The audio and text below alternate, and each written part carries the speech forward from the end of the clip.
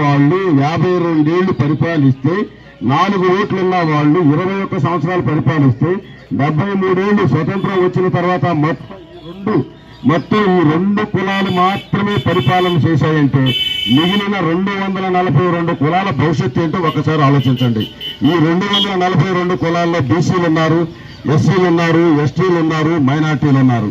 బీసీలు 131 కులాలు ఉన్నాయి. వాళ్ళకి ఎవరు ప్రాతినిధ్యం లేదు.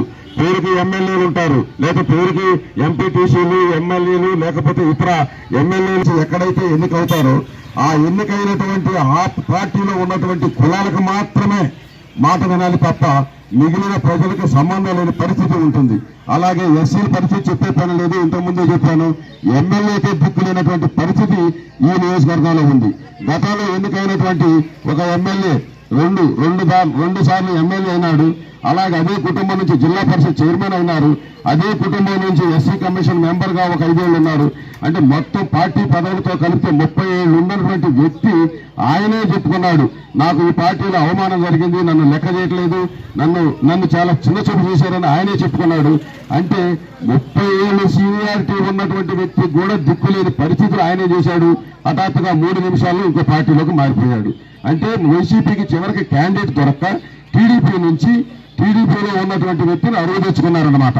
వీళ్ళకి క్యాండిడేట్ దొరకల. 4 లక్షల జనాభా ఉంది, 2,07,000 ఓట్లు ఉన్నటువంటి నియోజకవర్గంలో వైసీపీకి క్యాండిడేట్ దొరక్క ఇన్నేళ్లు మేము అంత గొప్ప ఇంత గొప్ప అని చెప్పుకున్నటువంటి వాళ్ళకి క్యాండిడేట్ దొరక టీడీపీ నుంచి తెచ్చుకున్నారు.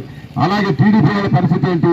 మేము 40 ఏళ్ళు ఎక్స్పీరియన్స్ ఉందని చెప్పుకున్నటువంటి చంద్రబాబు నాయుడు గారు ఏకంగా 200 కిలోమీటర్ల నుంచి తెచ్చుకున్నాడు ఒక ఆయన్ని, శ్రీనివాసు, టీడీపీకి.